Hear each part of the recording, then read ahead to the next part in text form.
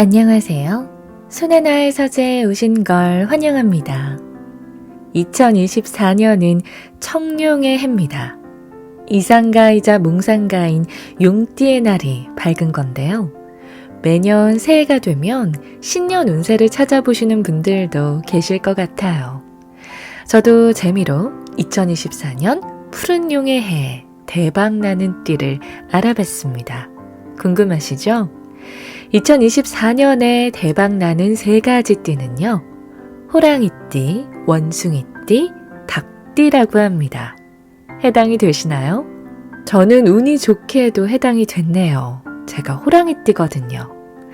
호랑이띠는 갑진년에 크게 대박나는 띠로 귀인이 찾아오고 기회를 만날 수 있는 성취운이 강해진다고 합니다.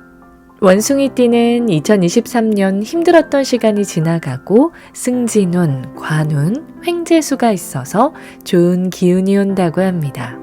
그리고 닭띠도 2023년의 고생이 지나가고 재물운과 귀인을 만나게 되는 큰 기회를 맞이하게 된다고 합니다.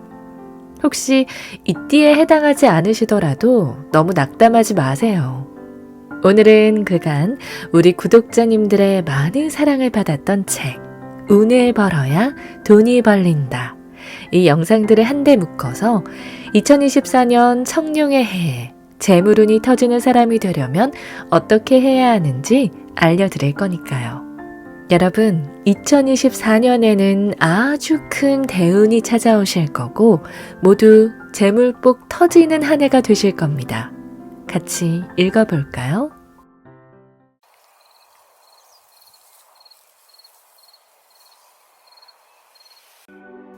뒤늦게 재물복이 찾아오는 사람. 우리는 운명의 어떤 부분을 공부해야 할까? 바로 후천운이다. 후천운 중에서도 가장 중요한 것은 자신의 마음가짐이고 이 마음가짐을 어떻게 만드느냐에 따라 삶은 분명 달라질 것이다. 자, 우선 인생의 큰 흐름을 살펴보기로 하자.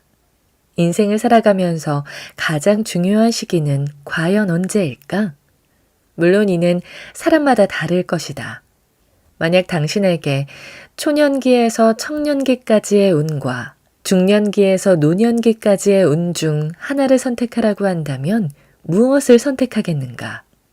당연히 평생 유복하고 행복하게 살고 싶겠지만 반드시 하나를 선택해야 한다면 나는 행복하고 부유한 인생 후반기의 삶을 선택할 것이다. 인생 초반기의 유복함과 행복은 부모로부터 만들어진 것이지만 후반기의 유복함과 행복은 스스로 만들어낸 것이기에 그 가치가 더욱 크기 때문이다. 물론 실제로도 30대나 40대, 심지어 70대의 운이 트이는 사람이 있다. 말년에 운수가 좋아져서 무엇에 쓰겠냐고 하지 말자. 이제는 100세 시대 아닌가. 만약 지금 인생이 힘들더라도 앞으로 나아진다는 확신만 있다면 그 누구라도 버틸 수 있을 것이다. 따라서 인생 후반부를 유복하고 행복하게 보내고 싶다면 실제로 그렇게 사는 사람이 어떤 특징을 가졌는지 알아보고 이를 따라해야 한다. 사주학에서는 운이라는 것은 어떤 사람에게도 사는 내내 머물러 있는 경우가 없다라고 말한다. 비록 초년에는 운을 받지 못한 사람이라도 이를 극복하면 중년 이후에 운을 받을 수 있으며 중년에는 운을 받지 못한 사람이라도 신심을 가지고 꾸준히 기다리면 반드시 노년 이후에는 운을 받을 수 있다. 즉, 사람은 누구나 일생에 한 번은 운을 받을 수가 있다는 말이다. 다만 신심의 깊이에 따라서 운을 받는 양이 달라질 뿐이다. 분명 세상의 모든 것은 순환하고 변화하며 또 이것이 반복되고 서서히 커지기도 하고 오히려 작아지기도 한다. 운도 그러하다. 지금 운을 받고 있는 사람이라면 이 운의 순환이 계속 강해질 수 있도록 늘 준비하고 노력해야 한다. 비록 지금 운을 받지 못해서 힘들고 어려운 삶을 살아가고 있더라도 꾸준히 노력하고 정진해야 한다. 이는 때가 되었을 때 운의 양을 더 강하게, 더 크게 하기 위해서 그러한 것이다. 분명한 건 누구나 일생에 한 번은 아주 큰 운이 오기 마련이며 하늘은 절대 사람을 땅에 내시면서 평생 고생만 하다가 생을 마감하라고 명하지 않으셨다는 사실이다. 우리 인생의 오답노트. 그렇다면 사주학은 운의 크기를 결정하는 조건을 어떻게 정의하고 있을까? 또 신심이 크고 깊다는 것은 과연 무슨 말일까? 운을 결정하는 첫 번째 조건은 정언과 정동이다. 한자 그대로 풀이해보면 바른 말과 바른 행동이라는 의미며 현대적인 용어로 해석해보면 긍정적인 말을 하고 긍정적인 행동을 하라는 의미다. 예를 들어보면 다음과 같다. 맛있는 음식을 먹었을 때 큰 운을 받아서 부자가 될 사람이나 이미 부자가 된 사람들은 잘 먹었다 라거나 배가 불러서 기분이 좋다 등의 말처럼 긍정적이고 운을 부르는 언어를 사용한다. 하지만 운이 결코 곁에 오지 않을 사람들은 어휴, 배 터져 죽겠다, 배불러 죽겠다 라는 식으로 말을 한다. 사실 말에는 굉장히 큰 힘이 있다. 내가 뱉은 말은 가장 먼저 내가 듣게 되는데 이는 나의 운을 듣게 되는 것과 마찬가지다. 그래서 우리 조상님들은 말을 함부로 하는 사람들은 절대 가까이 하지 말라고 하셨던 것이다. 또한 상학에서는 이렇게 말하고 있다. 우리 몸이 만들어질 때 눈, 귀, 팔, 다리는 2개씩 만들어졌으며 이는 반드시 균형에 맞게 치우침이 없이 사용하라는 의미고 입처럼 하나밖에 없는 기관도 있는데 이는 늘 소중히 여기고 절대 함부로 사용해서는 안 된다는 경고라고 말이다. 특히 그중 입에서 나오는 언어는 복이 들어오게 할 수도 있지만 차버릴 수도 있다. 그러니 늘 좋은 언어, 긍정적인 언어, 아름다운 언어만 사용하도록 하라. 행동도 마찬가지다. 행동이라는 것은 몸에서 나온다. 몸 역시 하나밖에 없다. 당연히 함부로 움직이면 안 된다는 뜻이다. 어르신들이 다리 떠는 모습을 보면 복 나간다 라고 말씀하시는 건 불필요한 행동을 삼가라는 의미였던 것이다. 두 번째로 베푸는 삶을 살아야 한다. 사주라는 학문에서 말하는 오행론의 요체는 순환과 균형이다. 이에 따르면 세상 모든 만물은 반드시 순환을 하고 이로 인해서 다시 균형이 이루어지게 된다. 그렇기에 내가 누군가에게 무엇이든지 주면 반드시 다시 얻게 된다. 아무것도 주지 않으면서 받는 일이란 결코 있을 수 없다. 이 원리는 국가 간의 외교나 정치, 사회와 경제, 무역과 같은 모든 분야에 적용된다. 하지만 무엇보다 가장 중요한 건 주더라도 잘 주어야 한다는 점이다. 상대방에게 나쁜 마음을 주면 나도 나쁜 마음을 받게 될 것이며 감동과 고마움을 준다면 나 역시 감동과 고마움을 받게 될 것이다. 그러니 잘 주는 방법에 관해서 한번 생각해 보도록 하라. 이것이 부자가 될 수 있는 가장 중요한 포인트다. 세 번째로 주변에 사람이 모이도록 만들어야 한다. 우리의 사주학은 분명히 말하고 있다. 세상의 모든 운은 반드시 사람을 통해 오고 사람을 통해 커지게 된다고 말이다. 이는 동서고금을 막론하고 성공한 사람의 대다수가 익히고 터득했던 원칙이다. 그래서 큰 부를 얻은 사람들은 한결같이 인맥을 중요시한다. 그들은 필요한 사람을 자기 곁에 두기 위해 어떠한 손실도 기꺼이 감수한다. 이는 한 사람 한 사람은 다 자신만의 운을 가지고 있으며 사람이 내 주변에 모인다는 건 나에게 수많은 운이 모인다는 뜻이라는 것을 잘 알기 때문이다. 사주학에서는 운은 성체로 성되지 않고 분체로 분되어 성될 때 바란다 라고 이야기한다. 또한 관인쌍청이면 백하불청이라고도 말한다. 쉽게 말해 백지장도 맞들면 낫다는 소리다. 주변에 사람이 많을수록 모여드는 운의 기운도 더욱 강해질 것이고 모이는 사람이 적을수록 운의 기운도 약해질 수밖에 없다. 그렇다면 어떻게 사람들을 모이게 할 것인가? 이건 바로 자신의 능력에 달렸다. 늘 주변 사람을 즐겁게 모이도록 하든지 주변 사람을 편안하게 해주어서 모이도록 하든지 어떻게든 모여들도록 하라. 그렇게만 한다면 한 명 한 명이 모여서 성체가 만들어질 것이고 이 성체의 크기만큼 나에게 막대한 운이 쏟아져 들어올 것이다. 네 번째로 그릇을 키워야 한다. 사주학에는 대인과 소인배에 관한 이야기가 참 많다. 대인은 대세를 만들어 나가고 소인배는 대세를 질투한다고 이야기하며 대인은 앞선 자들을 인정하고 배우려고 노력하지만 소인배는 앞선 자들을 시기하고 질투한다고도 이야기한다. 또한 우리 조상님들은 사민행이면 필요아사라는 말도 하셨다. 이는 어디서나 누구에게나 반드시 배우려고 하는 자세를 가져야 한다는 의미이며 비단 사람뿐 아니라 내가 행한 모든 일에서 교훈을 얻으려고 한다는 의미다. 또한 지나간 실패 하나하나에서도 교훈을 얻고 배움을 얻어서 다시는 이런 실수를 하지 말아야 한다는 경계이기도 하고 앞선 사람의 삶에서 그들의 행동과 습관들을 배우려고 해야 된다는 의미이기도 하다. 사람은 누구나 다 실패하고 시련과 시행착오를 겪기 마련이다. 하지만 어떤 사람은 교훈과 배움을 얻어서 실패를 반복하지 않으려고 노력하는 반면 또 어떤 사람은 절대 자기 잘못을 인정하지 않다가 거듭된 실패를 반복하곤 한다.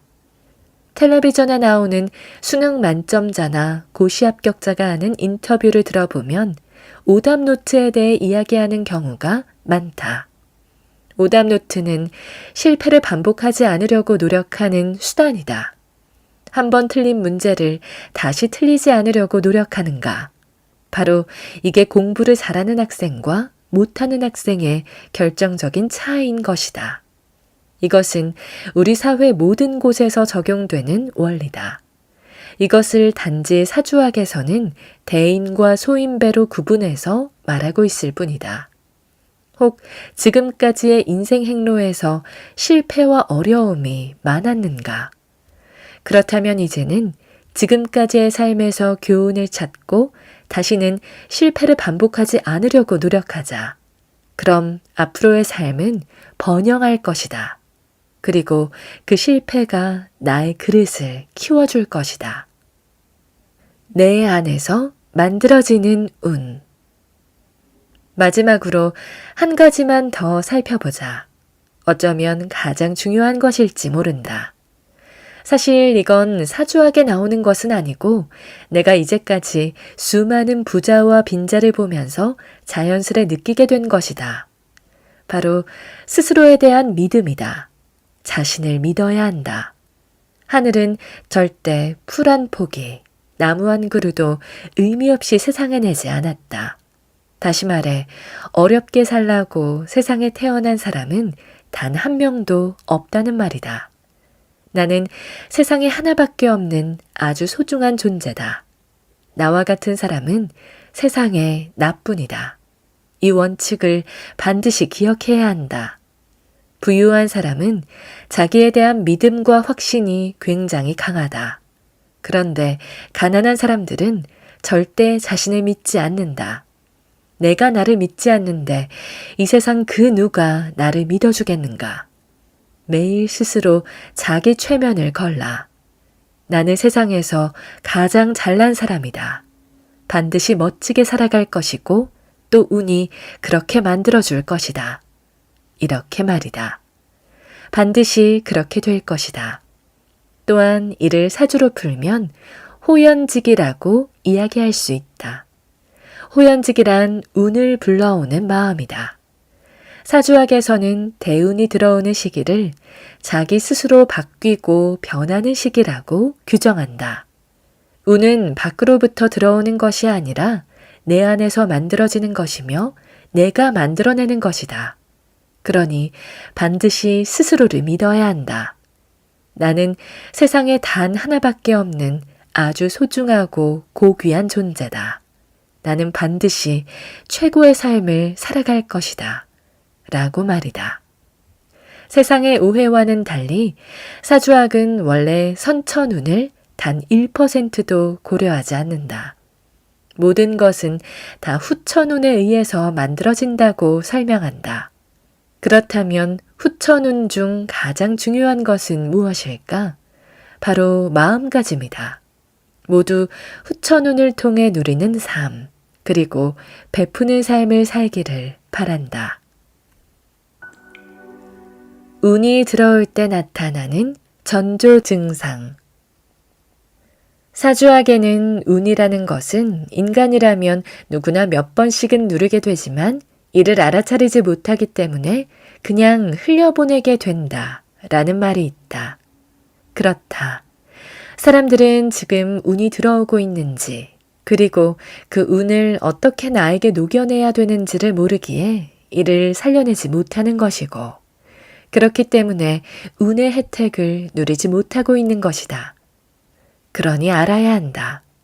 운이 들어올 때는 어떠한 변화가 생기고 어떠한 전조 증상이 생기는지 말이다. 그래야 운을 살려 멋진 삶, 행복한 삶을 누려갈 수 있지 않겠는가. 분명히 알아야 한다.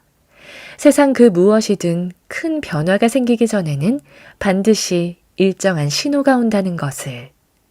하지만 대부분의 사람은 운이 들어올 때 오히려 겁을 내고 두려워하는 경향이 많으며 이 운이 커지지 못하여 나가게 되면 그제야 후회를 한다.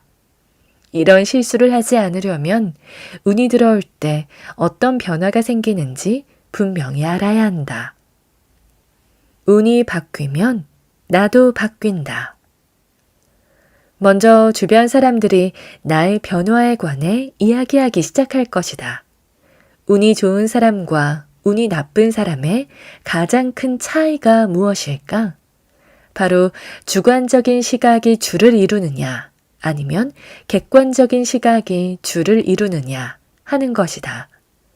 누구나 옆에서 보면 이상하다 싶을 일도 고집 피우고 자기 생각대로 밀어붙이며 남의 말에는 전혀 귀를 기울이지 않는 모습을 떠올려 보라. 이는 운이 나빠지고 있는 사람들이 하는 전형적인 행동이다. 하지만 운이 좋아지고 있는 사람은 남의 말을 들으려고 하고 남의 말에 귀를 기울인다. 그리고 주변에서도 나의 의견에 적극적으로 동조한다. 그러니 객관적인 조언들이 모여 실수나 실패를 하지 않게 되는 것이다. 이러한 특징으로 인해 우리는 저 사람이 운이 좋아지고 있구나, 혹은 저 사람은 운이 나빠지고 있구나 하고 판단할 수 있다. 늘 전자의 행동만 하던 사람이 어느 날 갑자기 후자의 행동을 하게 되면 주변 사람들이 먼저 눈치를 채고 저 사람 많이 변했네 라고 말할 것이다. 두 번째로 마음이 여유로워진다. 운이 변할 때 제일 먼저 달라지는 것은 무엇일까? 바로 세상을 보는 자신의 눈이다. 당연한 말이겠지만 세상은 변하지 않았다. 하지만 운이 들어오게 되면 이를 바라보는 시각이 달라진다. 사소한 일에도 쉽게 화를 내고 조급해했지만 운이 들어오는 순간 웃어넘기게 된다. 참고 여유를 가지는 마음이 생긴다. 이로 인해 다툼이나 갈등이 많던 일상에 어느 순간 웃음이 찾아오고 여유가 넘쳐나게 된다. 다들 잘 모르는 사실이지만 사실 좋은 운과 나쁜 운은 분명 이 차이점을 가지고 있다. 나쁜 운은 일순간에 찾아오며 좋은 운은 서서히 찾아온다. 대신 좋은 운은 점점 커지게 되며 이는 전부 나의 마음이 만들어내는 것이다. 자신도 느끼지 못하는 사이 운이 변할 때는 마음이 여유로워지고 반대로 조급하던 일이 사라진다. 운이 바뀌면 시선이 바뀐다. 세 번째로 주변 사람들의 대우가 달라진다. 운이 좋을 때는 모든 것이 선순환하지만 나쁠 때는 모든 것이 악순환한다. 운이 나빠질 때는 사소한 일도 참지 못해서 화를 내고 다툼이 생긴다. 이로 인해 주변 사람들은 나를 피하게 되고 나를 점점 더 급하게 만든다. 하지만 운이 좋아질 때는 마음에 여유가 생겨 사소한 문제나 남의 실수들이 대수롭지 않게 여겨진다. 이를 여유롭게 웃어넘기는 모습을 보며 주변 사람들이 다가오게 된다. 그리고 이것으로 인해 나는 더욱 여유로워지기 마련이다. 이러한 선순환이 점점 커지면서 주변 사람들은 당신을 좋은 사람, 같이 있으면 늘 편안한 사람으로 여기고 자연스럽게 주변에는 사람들이 모여든다. 지금 주변을 한번 둘러보라. 만약 주변 사람들이 당신을 피하고 있다면 지금 당신의 운은 나빠지고 있는 것이다. 물론 주변 사람들이 당신을 만나고 싶어 하고 당신과의 만남에서 편안함을 느낀다고 말한다면 지금 당신의 운은 좋아지고 있는 것이다. 이러한 생활로 인해 당신은 대우받는 삶을 살아가게 되는 것이다. 네 번째로 새로운 인연들이 계속해서 생겨난다. 사실 사람은 거의 비슷하며 또 모두 선하다. 하지만 이는 그 사람이 처한 상황이 주변 사람들을 속이고 있는 것이다. 우리는 한 번씩 이런 말을 한다. 돈이 사람을 속이는 것이지 절대 사람이 사람을 속이는 것이 아니라고 말이다. 맞다. 자신이 처한 상황이 힘들고 어렵다 보니 주변 사람들에게 믿음을 주는 행동을 하지 못하는 것이고 또한 이것이 점점 더 어려운 자신을 만들어가게 되는 것이다. 이와 반대로 상황이 점점 좋아지는 사람은 서서히 남에게 베푸는 삶을 살게 되고 과거에 자신에게 은혜를 베풀었던 사람이 있다면 보답도 하게 되는 것이다.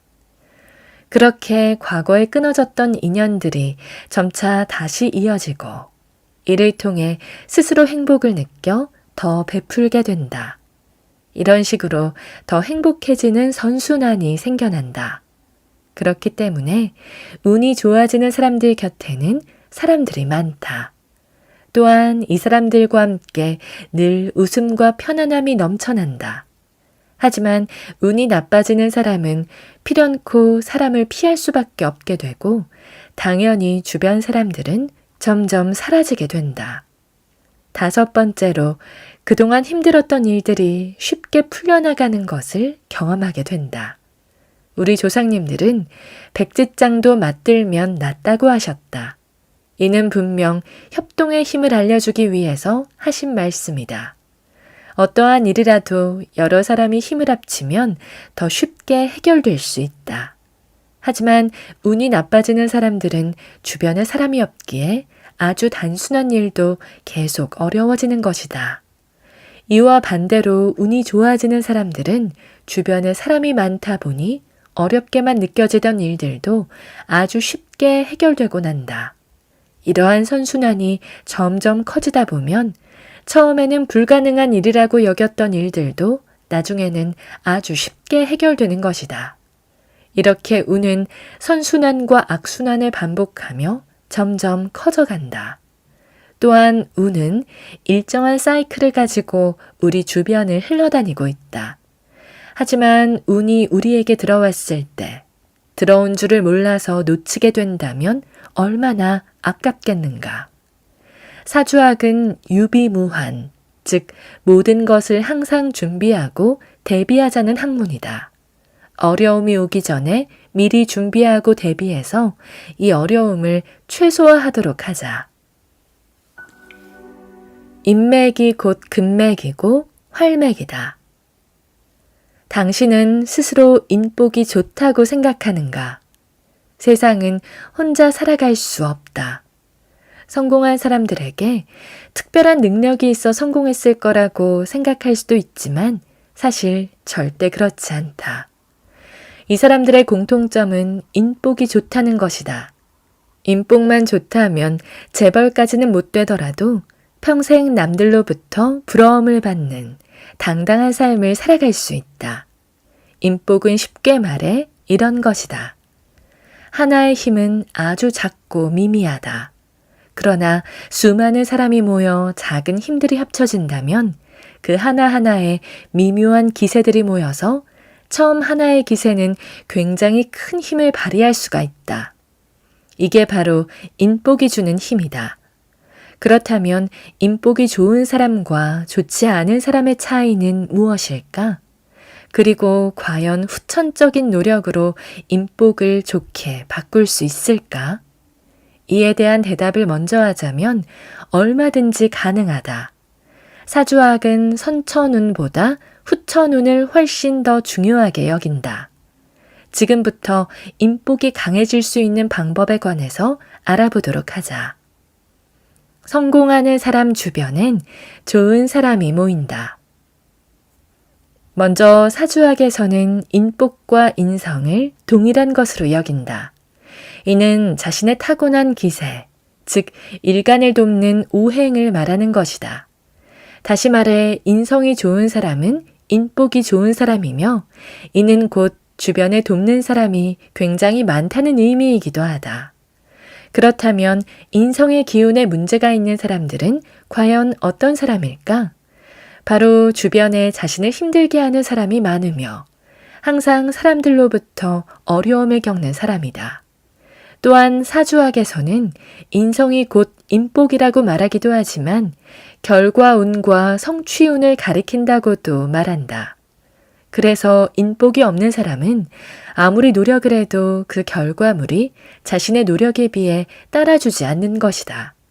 이제 왜 사주학에서 인복이 좋은 사람들이 부자가 된다고 말하는지 이해가 가는가?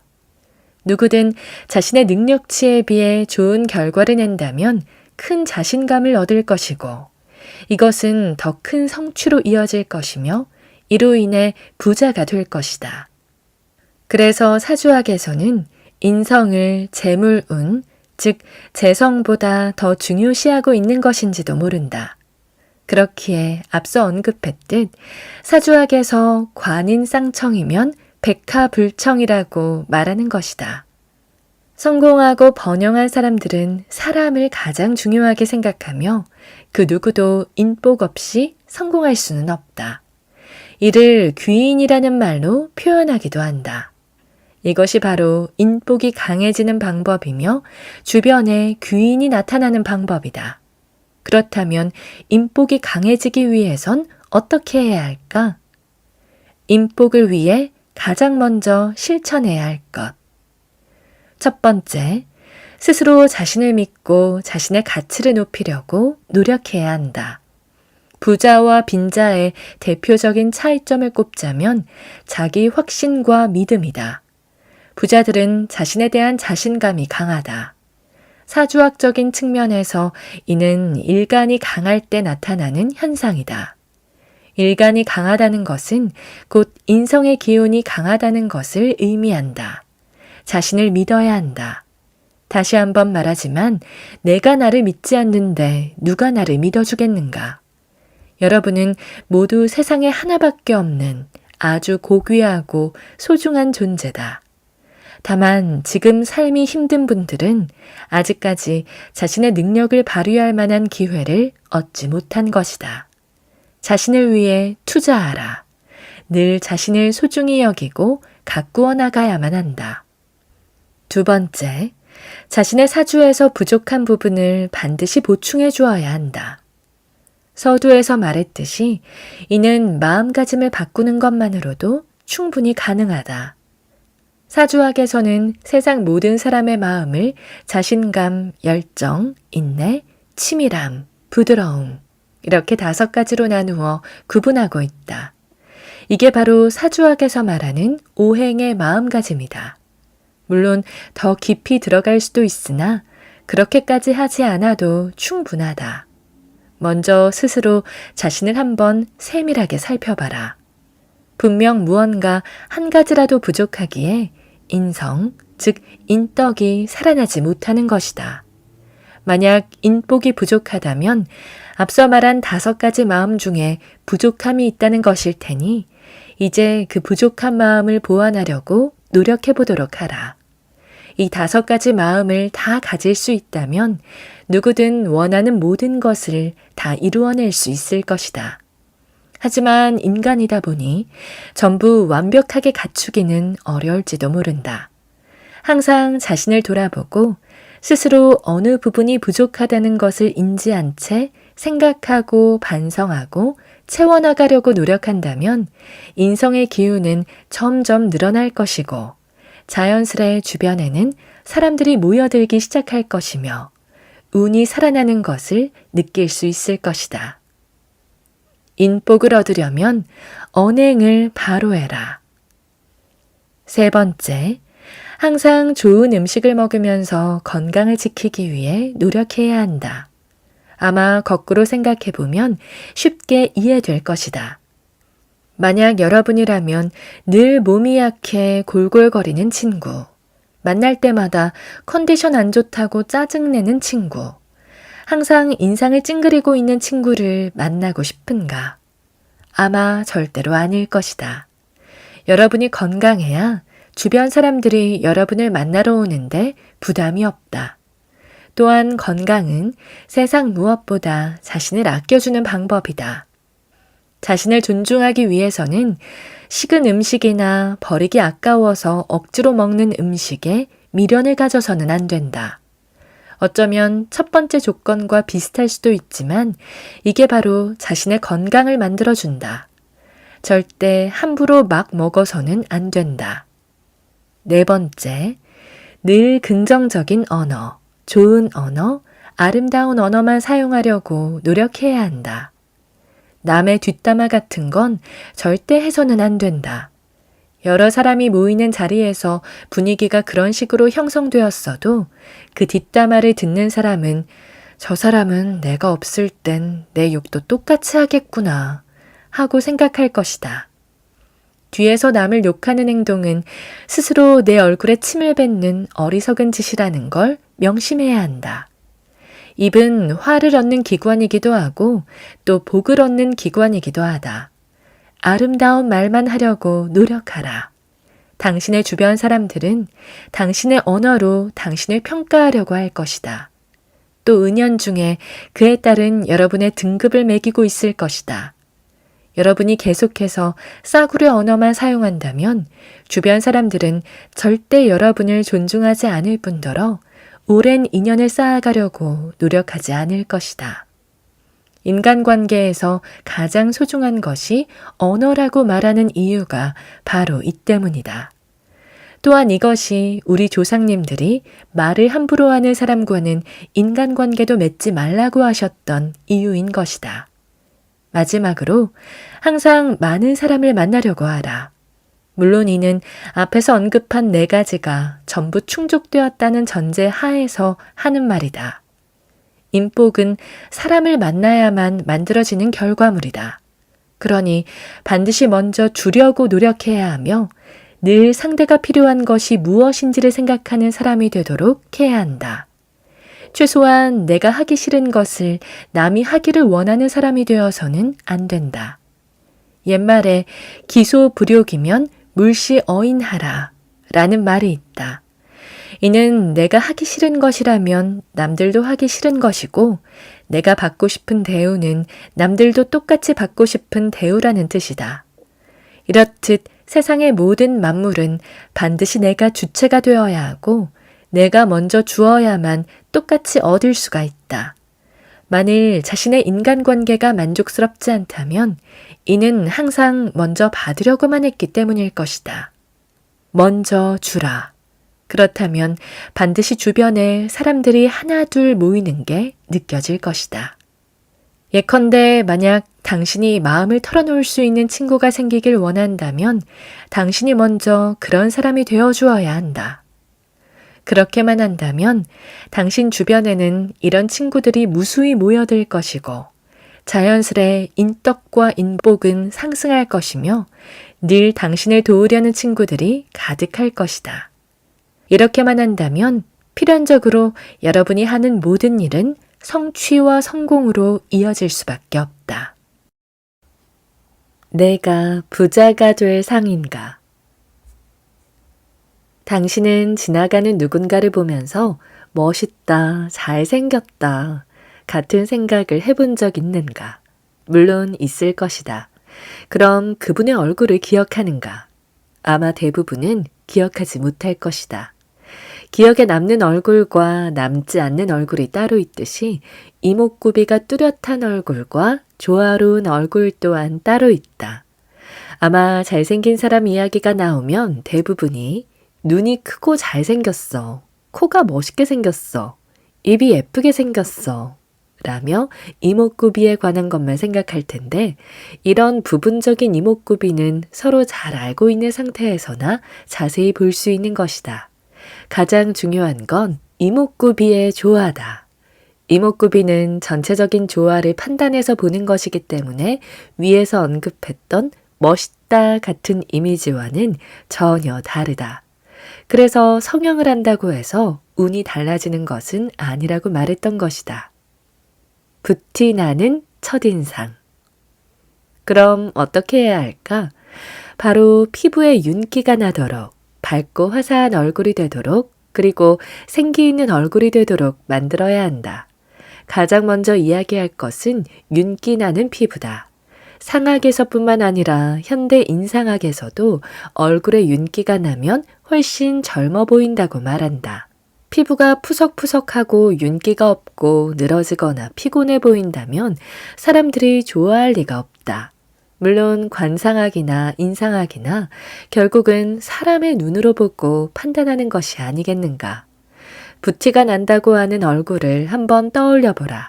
과연 앞서 말한 푸석푸석한 피부, 피곤해 보이는 윤기 없는 피부를 가진 얼굴과 연결이 되는가? 상학에서도 피부에 윤이 나지 않으면 절대 성공할 수 없다고 말한다. 텔레비전에 나오는 유명한 연예인들을 보면 피부에서 윤이 난다. 그들도 처음부터 그랬던 것은 아니다. 성공한 이후에 윤이 나기 시작했다. 또 성공한 부자들이나 유명한 정치인들의 얼굴도 한번 보라. 피부가 반들반들하다 못해 빛이 반사될 정도다. 이렇게 화장을 하라. 깨끗하게 광이 나게 말이다. 틀림없이 주변 사람들의 반응이 완전히 달라질 것이다. 물론 선호하는 사람의 얼굴과 생김새는 취향에 따라 차이가 있지만 피부에 윤기가 나는 것을 싫어하는 사람은 없다.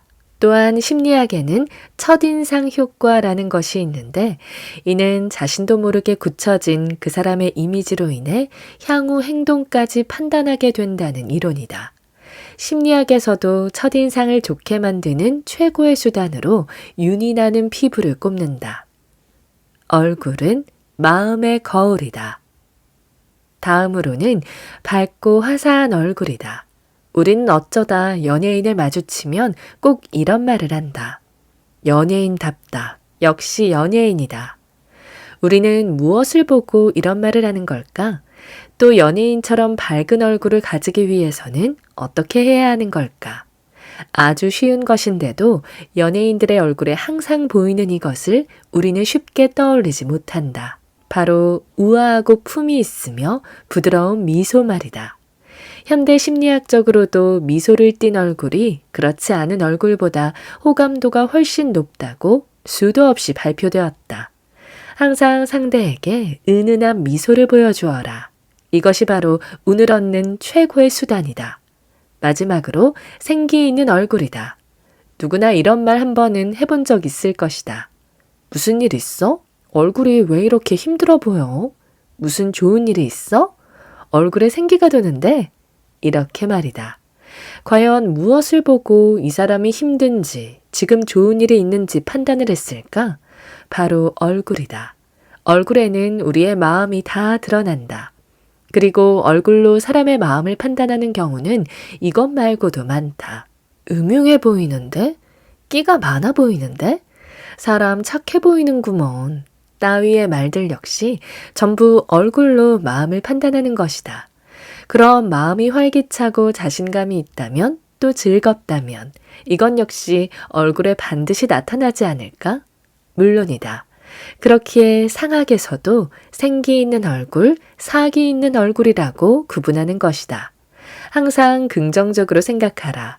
모든 것을 좋게 보려고 노력하고 절대로 나쁜 마음을 먹지 마라. 그래야 얼굴에 생기가 돌고 운도 트이게 된다. 작고 사소한 변화가 운명을 바꾼다. 주변을 한번 둘러보라. 어느 누가 죽을 상을 하고 있거나 힘이 없어 얼굴이 푹 사가 있는 사람과 친해지고 싶어 하겠는가? 운은 항상 자신의 마음에 의해 만들어지고 이 마음은 좋은 운이 생성될 때 가장 먼저 얼굴에 나타난다. 하여 상학에서는 운이 다해지는 사람, 운이 하강하는 사람, 죽음의 그림자가 드리워지는 사람은 미간과 이마, 광대에 어두움이 생긴다고 하고 운이 살아나는 사람, 이제 번영할 사람은 미간과 이마, 광대에 서기, 즉 빛이 나타난다고 하는 것이다. 하지만 꼭 알아야 할 것이 있다. 바로 이목구비의 모양과는 큰 상관이 없다는 점이다. 이를 상학에서는 찰색이라고 표현하는데 이는 얼굴의 빛과 색을 보고 그 사람의 운과 병을 판단하는 것이다. 그렇기 때문에 운이 트이고 싶다면 부자가 되고 싶다면 먼저 당신의 얼굴을 운이 들어오는 얼굴로 바꾸어야 한다. 물론 처음에는 어렵겠지만 이를 습관화한다면 분명 모든 운을 다 얻을 것이며 부귀와 공명 또한 얻게 될 것이다. 사람의 운명을 과연 어떤 것이 갈라놓겠느냐고 생각할 수도 있지만 분명한 것은 아주 작고 사소한 무언가가 변화를 만들며 이 작은 변화만으로도 여러분의 운명은 좋아질 수 있다는 점이다. 천운이 들어오면 이마부터 밝아진다. 인생에 서광이 보인다는 말을 들어본 적 있을 것이다. 이 서광이라는 말은 글자 그대로 상서로운 기운, 즉 빛을 말한다. 삶이 변할 때, 즉 운이 좋아질 때나 나빠질 때는 반드시 그 징조가 보이고 이것은 제일 먼저 얼굴에 나타난다.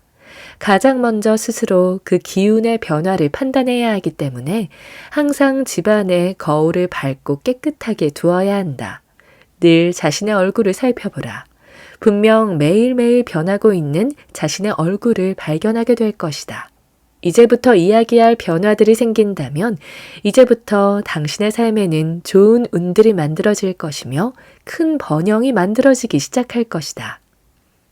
한눈에 알아차릴 수 있는 운의 징조.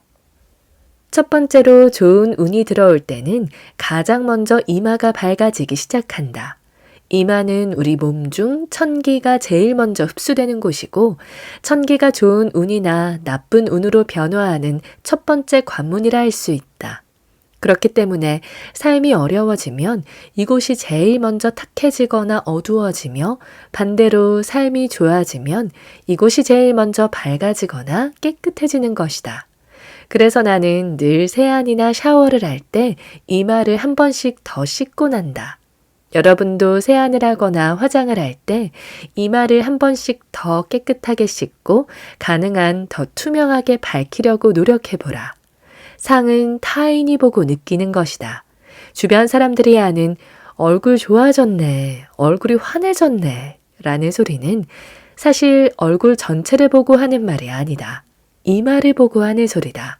이마가 얼마나 깨끗하고 밝은지가 바로 여러분의 안색을 만드는 것이다. 그래서 상학자들은 얼굴이 밝아졌다 같은 말을 들으면 대운이 들어올 징조라고 말하곤 한다. 두 번째로 눈에 부드러움이 생기기 시작한다. 삶이 어려워질 사람은 눈이 탁해지거나 거침이 있고 살기가 생겨나고 반대로 삶이 좋아질 사람은 눈에 부드러움과 선함이 생겨난다. 눈은 당신의 마음이 겉으로 나타나는 곳이다. 현대 인상학자들 역시 눈이 얼굴의 인상의 반 이상을 차지한다고 말하기도 하며 저 사람 이미지 좋다, 인상 참 좋다 라는 표현은 사실 눈이 선하다는, 부드럽다는 표현이라는 것이다. 눈은 바로 당신이 세상을 바라보는 그 마음이다. 다시 말해 당신이 세상을 긍정적으로 보기에 당신의 눈이 아름답고 부드럽게 보이는 것이며 당신이 세상을 부정적으로 보기에 당신의 눈이 거칠고 날카롭게 보이는 것이다. 큰 눈을 얻으려면 늘 세상을 부드럽고 편안하게 보려고 노력하라. 이러한 마음을 가지게 된다면 분명 당신의 눈은 부드러워질 것이고 당신의 삶은 변해가기 시작할 것이며 어느 순간 완전히 달라져 있는 당신의 삶을 발견하게 될 것이다. 세 번째로 입에 편안함이 보이기 시작한다. 우리 조상님들은 입은 보물창고라고 말씀하셨다. 또한 입은 만복을 부르는 곳이기도 하고 만화를 부르는 곳이기도 하다고 말씀하셨다. 그리고 상학에서도 입은 사람의 앞날을 측정하는 척도라며 입이 편안해 보인다면 번영할 사람이며 입이 불편해 보이거나 움직임이 많다면 반드시 가난해지거나 불행해진다고 말한다. 그렇다면 편안한 입을 만들기 위해서는 어떻게 해야 할까? 방법은 아주 간단하다. 절대 입을 꽉 다물지 말아야 한다. 쉽게 말해 어금니를 꽉 깨물지 말라는 뜻이다. 운을 얻기 위해서는 항상 입을 부드럽게 닫되 상악과 하악에 약간의 간격을 주는 습관을 가져야 한다.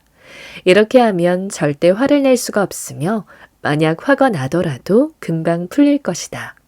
어금니를 꽉 깨물지 않는 습관이 편안한 입을 만들며 운이 살아나도록 만들 것이다.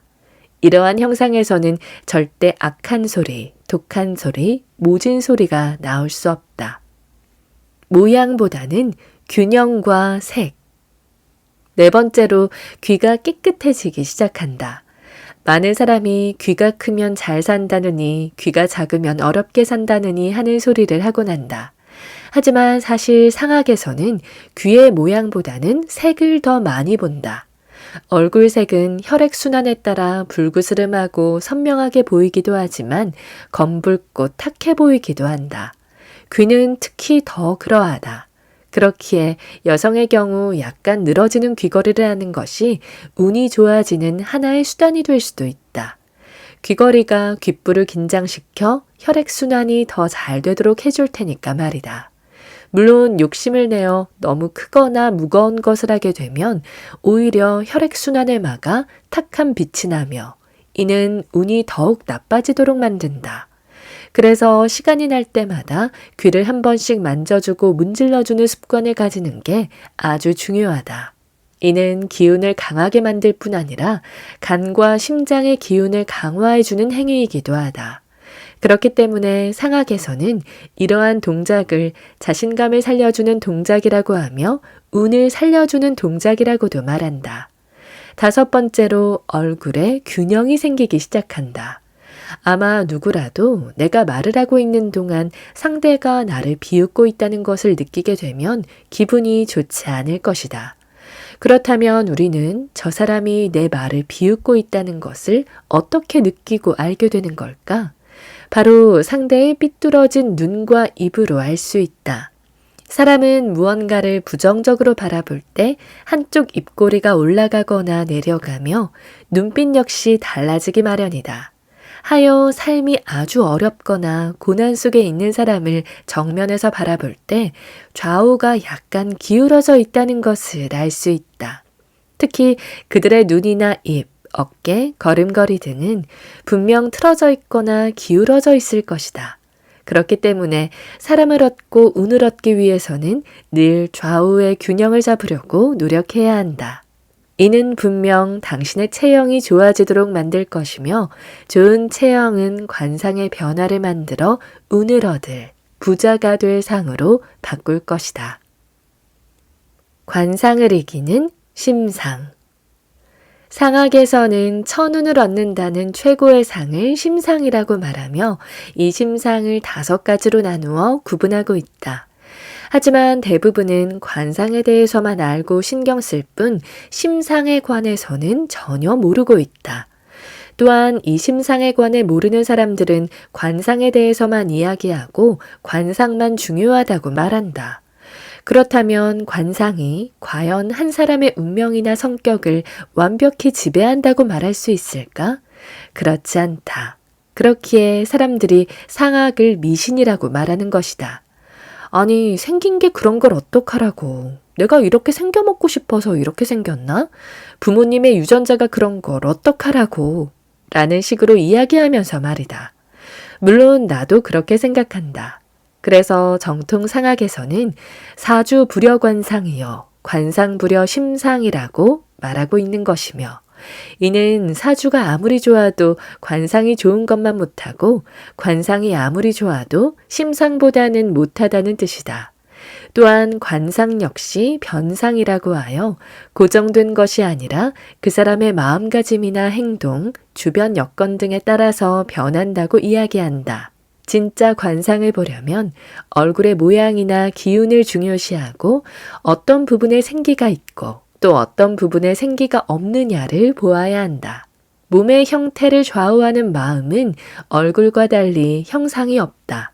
따라서 상의 모양만 보면 하수, 상에 깃든 기운이나 빛을 보면 하수를 벗어나는 것, 그리고 마음까지 보아야 진짜 관상가라고 할 수 있다. 다시 말해 심상이 우리 삶을 좌우하는 가장 중요한 것이며 그 기운과 빛을 판단하는 사람이 두 번째로 중요한 것이다. 따라서 사각턱이면 고집이 세고 말년에 힘들 것이며 타협이 어렵고 실패가 많다는 식의 상법은 아주 초보적인 상법이다. 상학에서 말하는 진정한 심상은 여러분의 삶을 바꾸는 최고의 방안이며 후천적인 기운, 즉 후천운이라고 말할 수 있다. 자, 이제부터 당신의 삶을 바꾸는 최고의 심상을 어떻게 만들어 나가야 하는지에 대해 알려주도록 하겠다. 몸짓은 마음의 표현. 첫 번째로 가장 중요한 것은 웃음이다. 상학에서는 최고의 웃음을 미소라고 한다. 이가 보이지 않으나 웃고 있으며 소리가 나지 않으나 웃고 있으며 몸이 흔들리지 않으나 웃고 있으며 웃고 있지 않으나 웃고 있는 경우를 최고의 미소라고 한다. 여기서 아마 누군가가 떠오를 것이다. 그렇다. 부처님의 미소가 바로 상학에서 말하는 최고의 미소다. 사실 미소는 실제로 많이 쓰는 단어지만 아마 그 의미를 제대로 이해하고 있는 사람은 그리 많지 않을 것이다. 미소는 상학에서 나오는 말로 최고의 심상을 가진 사람에게서 나오는 은은하지만 고요함, 또 잔잔함, 편안함을 주는 얼굴이라는 의미를 가졌다. 부처님의 얼굴을 보면 세상 온갖 근심과 걱정이 다 사라진 듯 고요함과 편안함이 느껴진다. 그렇기에 상학에서는 이를 최고의 심상이라고 하는 것이다. 이것을 일상생활에 대입하면 요란하지 않고 경망스럽지 않으며 품이 있는 부드러운 웃음이라고 생각할 수 있으며 누구라도 이러한 은은하고 부드러운 웃음을 가지게 되면 만복을 얻는 심상을 가지게 되는 것이다. 두 번째는 편안한 몸짓이다. 진실을 말할 때는 과장을 할 필요가 없다. 하지만 어떠한 목적을 가지고 상대를 회유하거나 설득해야 하는 상황이라면 과장된 몸짓이나 행동을 할 수밖에 없다. 편안한 몸짓이라는 것은 거짓된 말로 상대를 회유하기 위해 과장하지 말아야 한다는 것을 의미한다. 상학에서는 몸짓을 마음의 표현이라고 말한다. 마음에 거짓이나 불안이 있는 경우 눈동자가 자주 움직인다든가 손짓이나 발짓 등에서 불안감이 표현되기 마련이다. 그렇기 때문에 우리 조상님들은 다리를 떨면 복 나간다고 하면서 야단을 치셨던 것이다. 물론 현대의학적으로는 다리를 떠는 행동이 혈액순환에 도움이 된다고 말하지만 마음을 다루는 상학에서는 불안감의 표현으로서 안정되지 못하고 나쁜 변화가 생기는 행동으로 해석하고 있다. 편안하고 과장되지 않은 몸짓, 안정된 몸짓이야말로 상학에서 말하는 두 번째 최고의 심상이다. 세 번째는 고요한 눈동자다. 눈은 마음의 창이라는 말이 있다. 상학은 누군가의 현재 상황을 판단하는 학문이다. 현재 이 사람의 상황에서 변화가 많고 갈등이나 속임이 많은 삶이냐는 것을 판단하는 곳이 바로 눈이다. 말을 하는 동안에는 눈의 크기가 변하면 안 되고 눈동자가 많이 움직여서도 안 되며 힘이 있어야 하고 안광이 뿜어져 나와야 한다고 이야기하는데 이 역시 가만히 생각해 보면 딱 부처님의 모습이 떠오른다. 그렇기 때문에 나 역시 한 번씩 저를 찾을 때마다 뵙는 부처님 얼굴을 흉내내려 노력하고 있으며 이를 토대로 상학에 관해 연구 설명을 하곤 한다. 늘 눈에 선함을 가지고 고요함을 가지는 것. 그것이 후천운을 강하게 만들어주는 최고의 수단이라고 말이다. 운명은 심상을 따라간다. 네 번째는 편안한 마음이다. 어떤 이의 성격을 알아보기 위해서는 같이 골프도 쳐보고 노름도 해보고 술도 마셔봐야 된다고들 이야기한다. 아마 이것은 그 사람의 성격에 얼마나 변화가 많은지를 판단해보기 위해서 하는 행동일 것이다.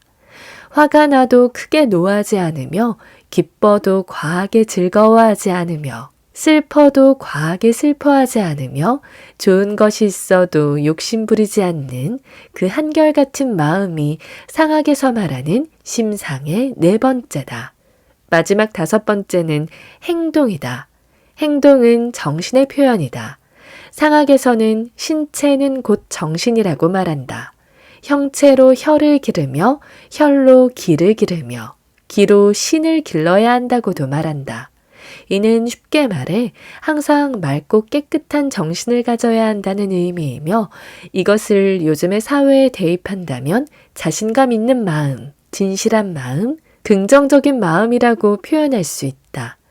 다시 말해 이는 스스로를 믿는 마음, 즉 자신감 있는 마음이며 스스로에게 거짓이 없는 마음, 즉 진실한 마음이고 세상의 모든 일들을 이루어내는 마음, 즉 긍정적인 마음이다. 이는 바른 마음을 가져 스스로 자신을 믿고 세상 어떤 일이든지 다 이루어내겠다는 마음을 가지는 것을 말하며 이러한 마음에서 행해지는 행동을 심상이 좋은 사람들의 행동이라고 말한다. 상학에서는 부정적인 마음, 스스로를 속이려는 마음, 자신을 믿지 않는 마음은 절대 가져서는 안 된다고 말하고 있다. 또한 상학에서는 심상을 최고의 관상이라고 한다. 당연히 최고의 관상을 가진 사람이 최고의 운을 얻어서 최고의 삶을 살 수 있을 것이다. 세탁소 옷걸이 쓰는 부자는 없다. 동서양을 막론하고 옷은 운을 좋게 만든다고 말한다. 또한 반대로 운을 막고 불행해지게 만드는 옷차림도 있다고 말한다. 왠지 모르게 기억에 남고 편안하게 느껴지고 또 고급스럽게 느껴지는 사람을 만나본 적 있을 것이다. 이런 사람이 어떤 사람인지 한번 생각해보라. 바로 옷을 잘 입는 사람이다. 그렇다면 옷을 잘 입는 사람과 옷을 함부로 입는 사람의 부의 차이는 과연 얼마나 날까? 워싱턴 대학교 심리연구팀의 논문에 따르면 적게는 10배에서 많게는 100배 이상의 차이가 있다고 한다. 또한 현대 인상학자들의 견해에 의하면 옷을 잘 입는 사람의 경우에는 누구에게나 쉽게 자신의 생각에 대한 동의나 승낙을 얻어내게 되지만 그렇지 못한 사람들의 경우 아주 어렵다고 한다. 풍수학에서도 옷이나 기본적인 장신구는 당신의 능력을 더욱 강하게 만들어준다고 말하고 있으니 옷은 정말 운을 만드는 아주 기본 중의 기본인 것이다.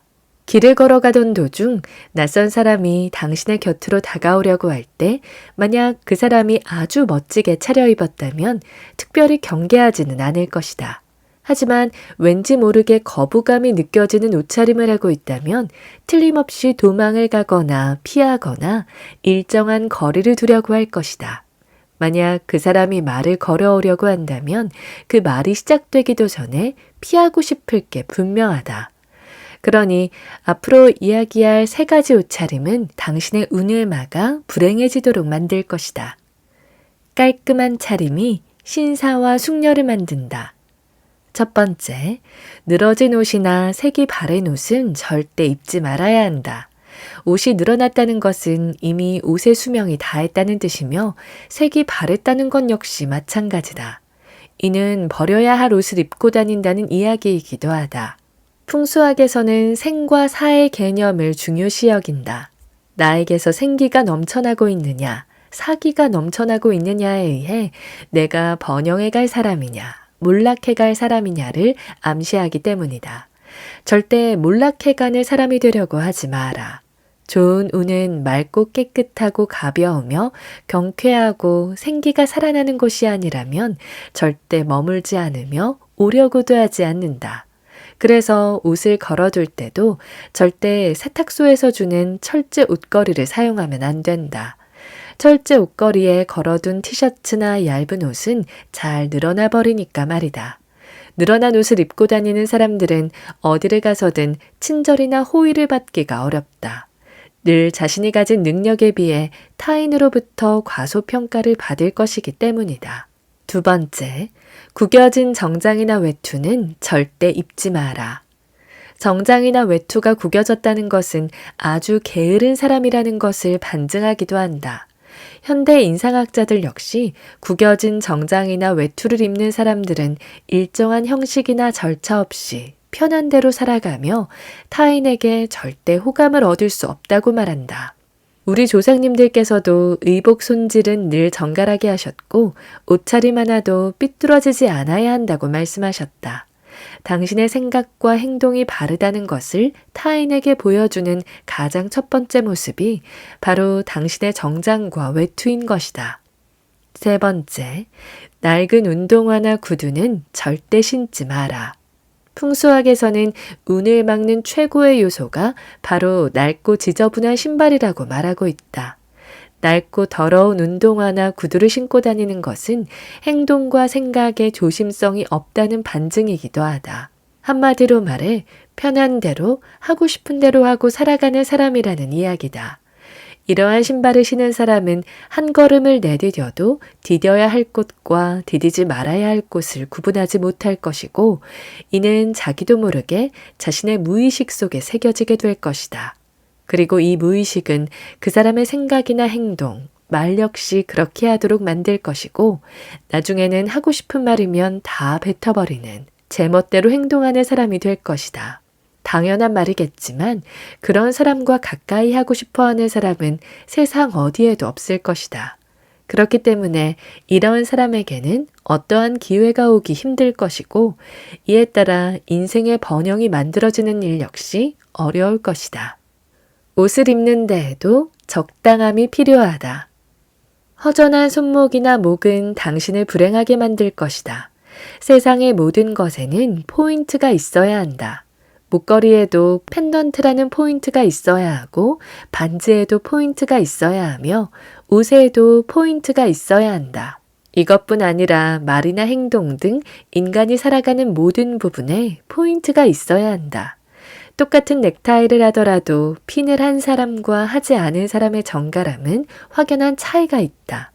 똑같은 옷을 입더라도 눈길을 끄는 포인트가 있느냐 없느냐가 완전히 다른 고급스러움을 느껴지도록 만드는 것이다. 그렇기에 남자이든 여자이든 가능하면 손에는 손목시계나 반지 중 하나는 하고 있어야 하며 여성의 경우 가능하면 목걸이를 하고 있는 게 좋다. 하지만 너무 욕심을 내어 목걸이나 반지를 과다하게 하면 오히려 운을 막아버릴 수도 있다. 과하지 않게 적당히 최소한의 포인트를 항상 가지고 있으라는 말이다. 반지든 목걸이든 손목시계든 브로치든 넥타이핀이든 최소한 한두 개 정도는 해보아라. 그래야 당신의 고급스러움이 타인에게 보일 수 있으며 이로 인해 늘 타인의 동의를 얻을 수 있는 사람이 될 수 있다. 또한 검은색 옷을 입을 때는 밝은색 옷을 함께 입어 색을 중화시켜줘야 한다. 아마 편하고 부담이 없다는 이유로 검은색 옷을 입는 분들이 많을 것이다. 필자 역시 검은색 정장을 자주 입는 편이다.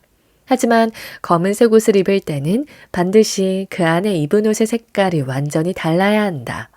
검은색은 오행학적으로 수오행을 의미하고 휴식과 마침을 의미하며 죽음과 멈춤을 의미하기 때문이다. 또한 과학적으로도 검은색 옷을 매일 입으면 기분이나 건강 상태에 큰 영향을 미치게 된다고 말한다.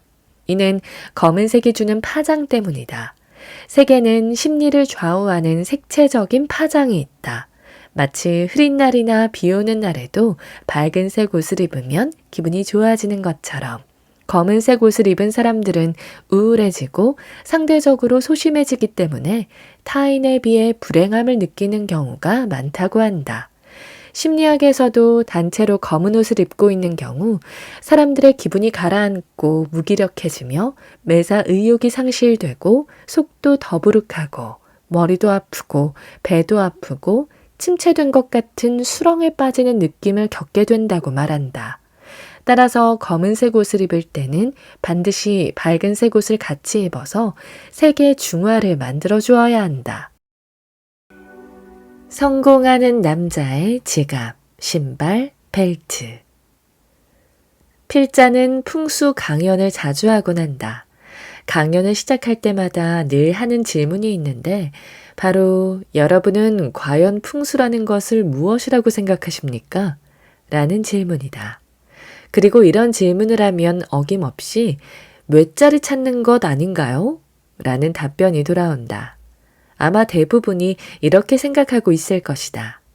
하지만 사실 풍수는 인간이 살아가며 행복과 번영을 얻을 수 있는 기운을 살려주는 데 목적이 있다.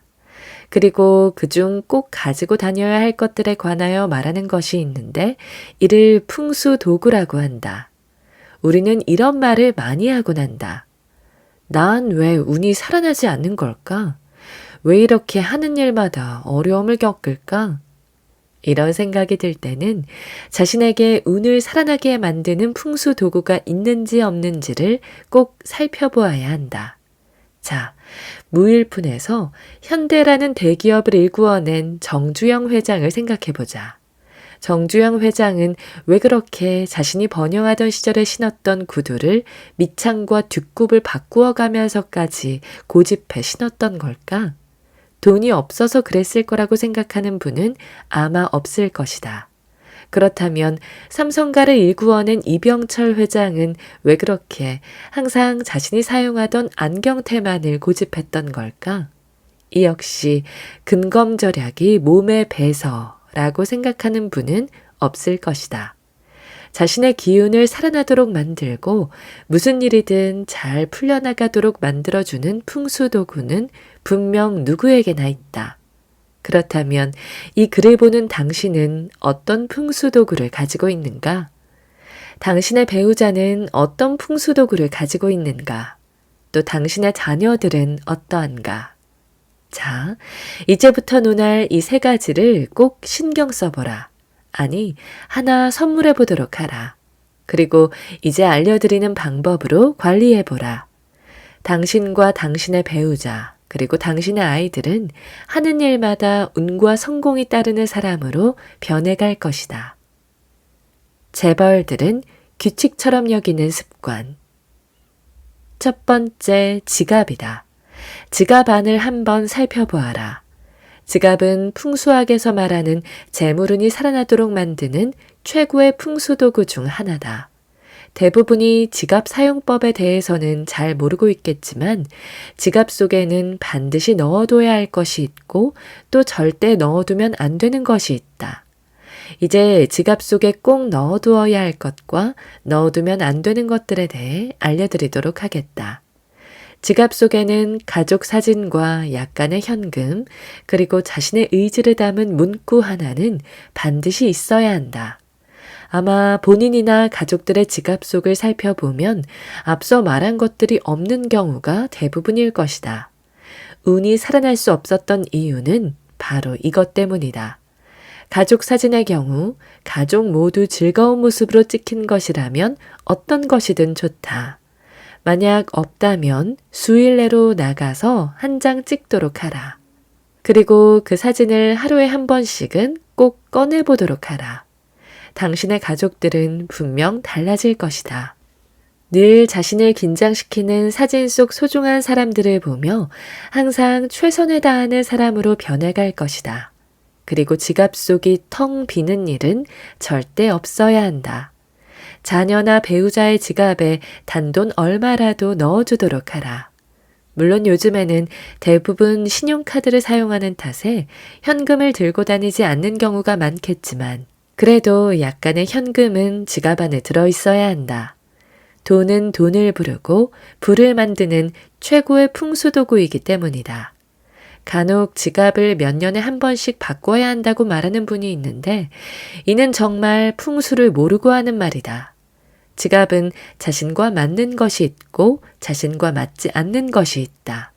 그래서 거부들은 아주 오랫동안 지갑을 바꾸지 않는 경우가 많다. 그러니 만약 재물운이 상승하고 있다면 지금 사용하고 있는 지갑은 절대 바꾸면 안 된다. 낡아서 못 쓰게 되었더라도 수선을 해서 계속 사용해야 한다. 이게 바로 유명한 재벌들이 늘 규칙처럼 여기고 사는 습관이다. 사실 수많은 사람을 만나볼수록 느끼는 게 있는데 더 크게 성공한 사람일수록 풍수에 관한 신뢰가 맹목적이라는 점이다. 상식적으로 그분들이 돈이 없어서 그러겠는가? 그러니 만약 재물운에 어려움을 겪고 있다면 지금 당장 지갑을 바꾸어라. 다시 한번 말하지만 지갑은 절대 비싸다고 좋은 것이 아니다.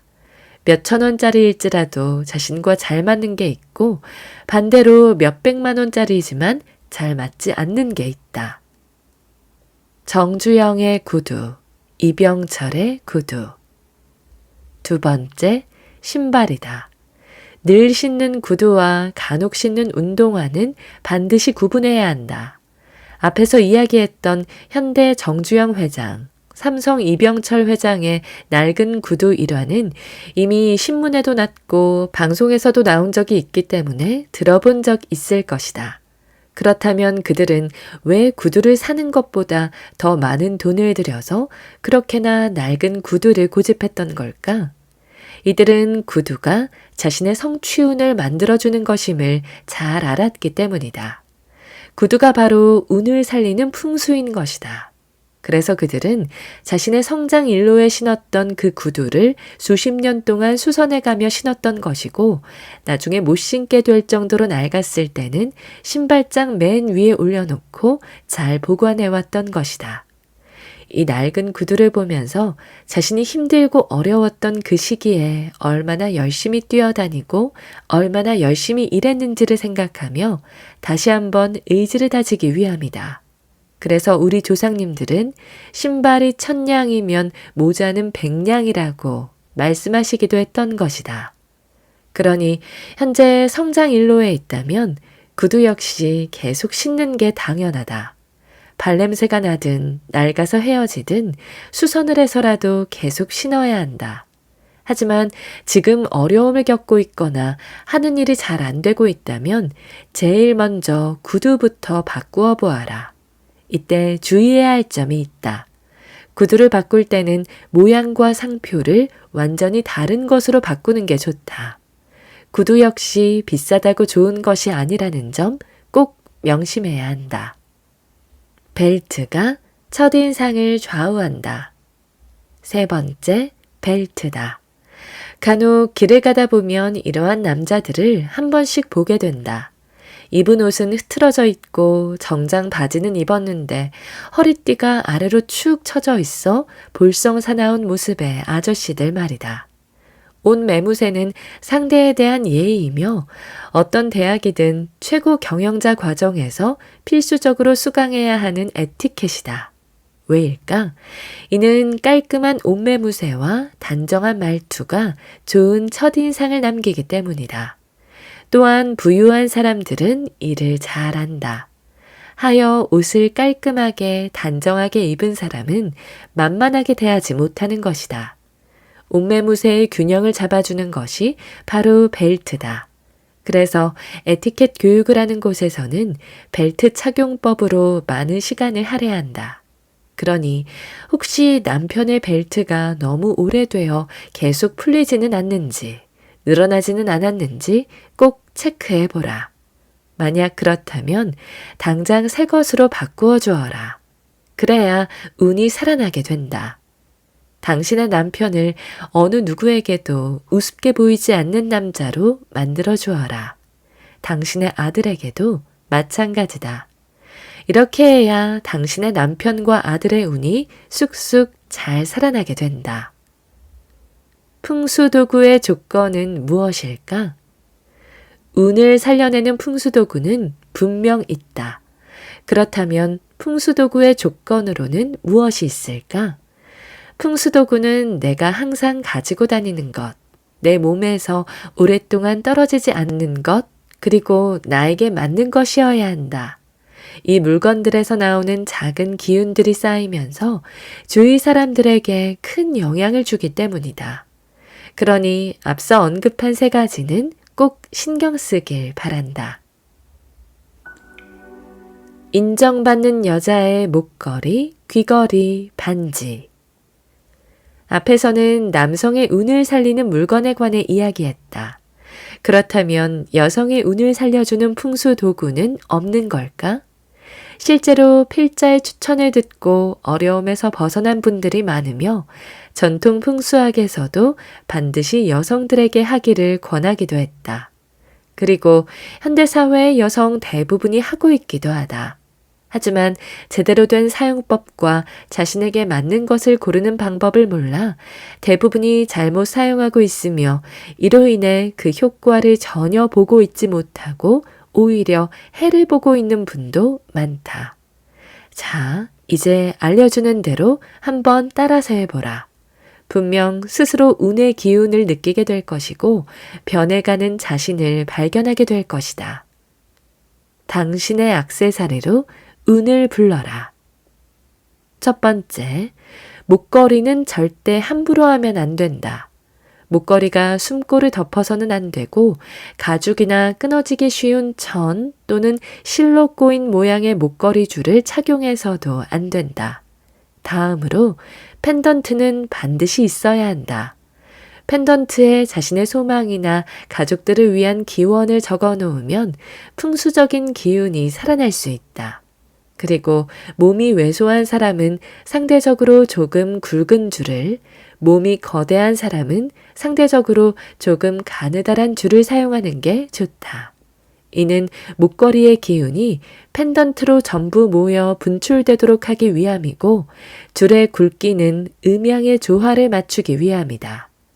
금목걸이라면 웬만해서 해가 되는 경우는 없으나 은목걸이의 경우 마른 체형의 사람들은 피하는 게 좋다.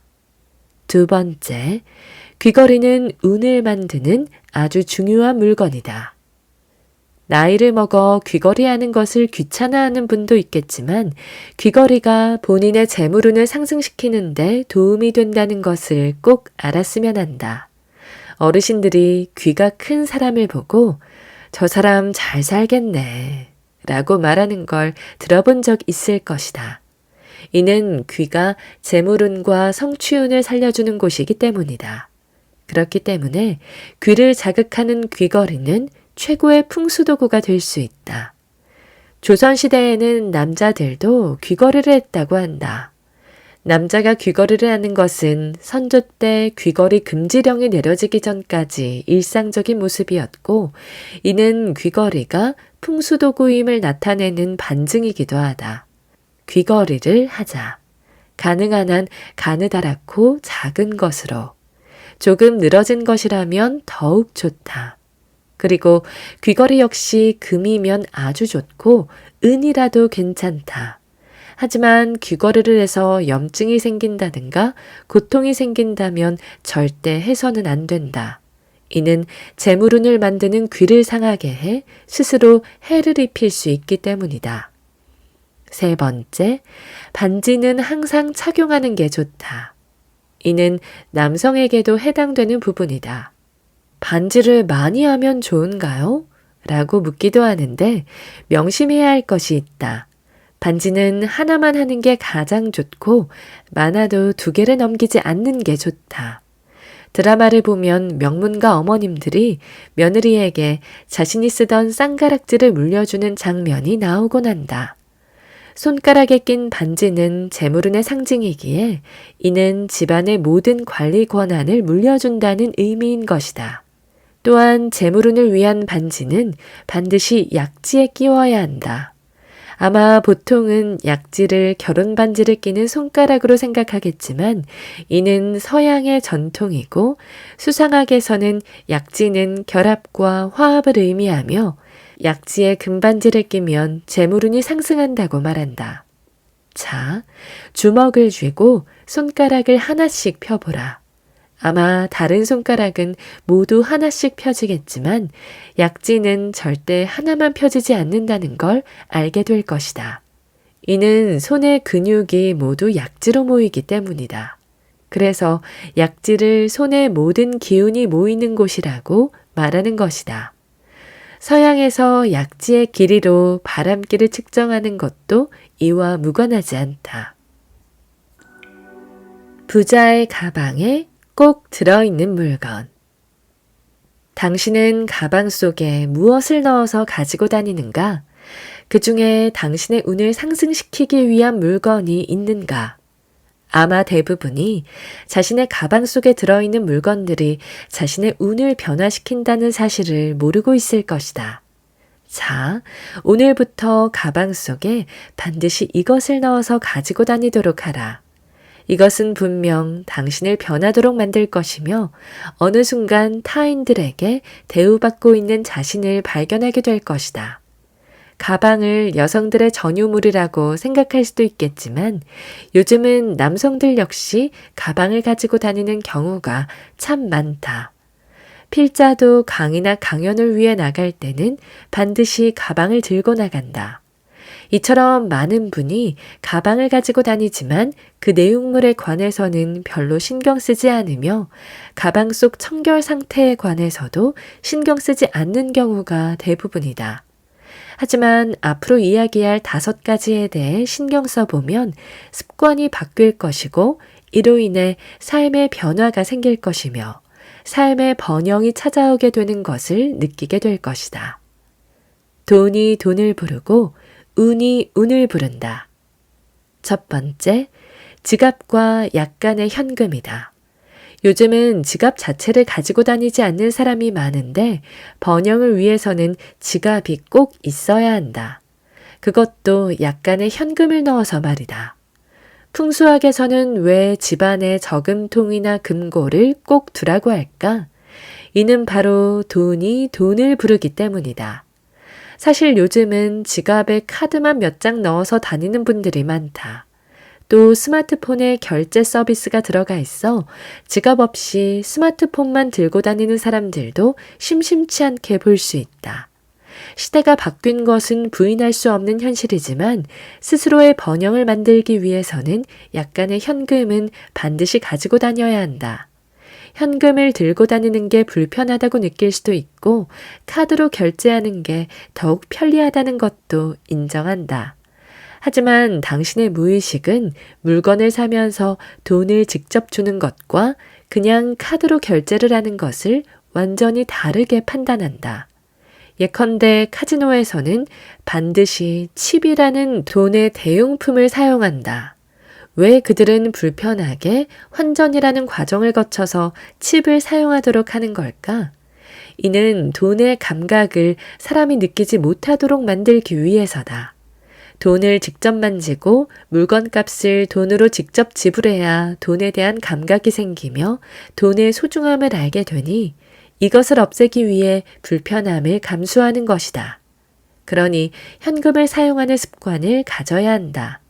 이를 위해서는 지갑을 가지고 다니는 게 좋다. 지갑 속에 약간의 현금을 가지고 다니는 것은 부자가 되는 첫 번째 원칙이다. 두 번째, 손수건이다. 많은 이가 휴대용 화장지를 쓰고 있고 또 어딜 가든 일회용 물티슈가 있다는 것은 잘 알고 있다. 하지만 자신의 땀방울이 묻은 손수건을 보는 것과 땀을 닦고 버리는 물티슈나 화장지는 완전히 개념이 다르다. 이는 자신의 노력을 모은다는 의미와 버린다는 개념인 것이다. 하여 부자들은 반드시 손수건을 가지고 다닌다. 아마 손수건을 한 번이라도 가지고 다녀본 사람이라면 이게 얼마나 번거로운 일인지 알 것이다. 하지만 그 번거로움과 불편함을 알기에 손수건을 사용하는 사람은 최선의 노력으로 보답하기 마련이다. 배우자를 위해 매일 아침 손수건을 잘 다려서 주머니에 넣어두도록 해보라. 또 이것을 자신도 가지고 다녀보라. 당신의 배우자는 당신의 노력과 정성에 보답할 것이다. 이로 인해 당신은 항상 조심스러운 사람이 될 것이며 이 조심스러운 행동이 당신을 격식 있고 품위 있는 사람으로 만들 것이다. 이것이 바로 운을 얻어 부자가 되는 마음가짐인 것이다. 세 번째, 거울이다. 이 부분은 여성들을 위한 이야기다. 거울을 가지고 다니라는 말은 거울을 보면서 항상 자신을 돌아보고 허점이 없도록 만들어야 한다는 의미다. 또한 거울은 풍수학적으로 재물과 아주 깊은 관계가 있는 풍수 도구다.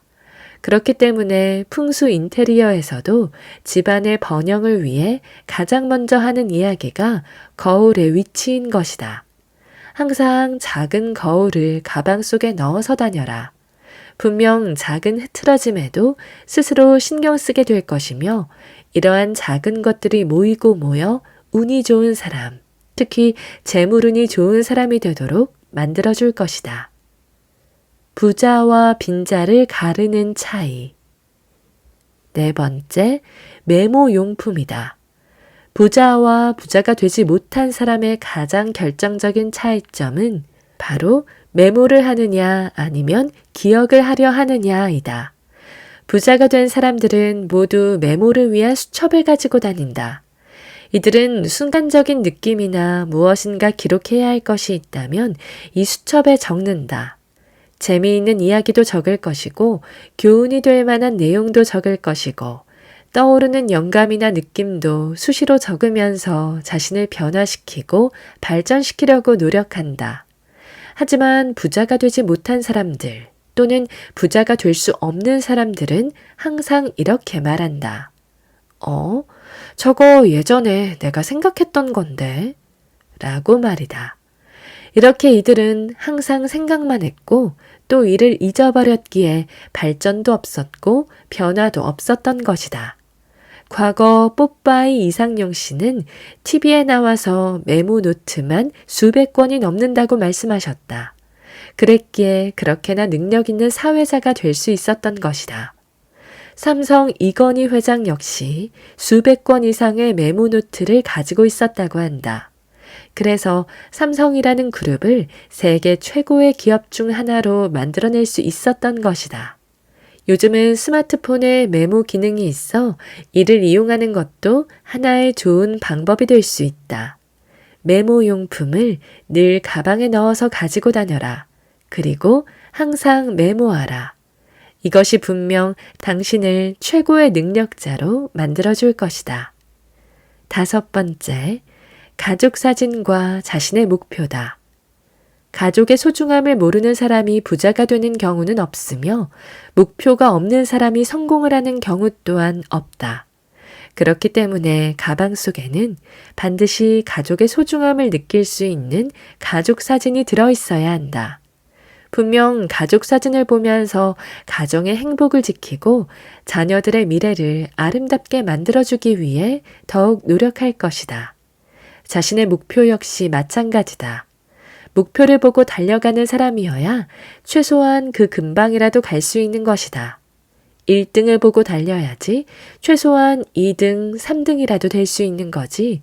아무런 목표도 없이 달리다 보면 힘들면 쉬고 또 어려우면 포기하게 되니 그 어떠한 성취나 성공도 이루기 힘들다. 굳이 특별한 목표가 아니라도 괜찮다. 예컨대 1,000만 원 모으기라는 목표를 세운 후 글로 적어보고 이를 매일 보면서 노력한다면 틀림없이 조만간 1,000만 원이 모이는 것을 경험하게 될 것이다. 당신의 무의식은 당신의 간절함을 반드시 성취하도록 만들어져 있기 때문이다. 오늘 저와 함께한 시간 어떠셨나요? 편안한 시간이 되었길 바라며 또 들러주시길 기다리겠습니다. 그럼 잘 자요.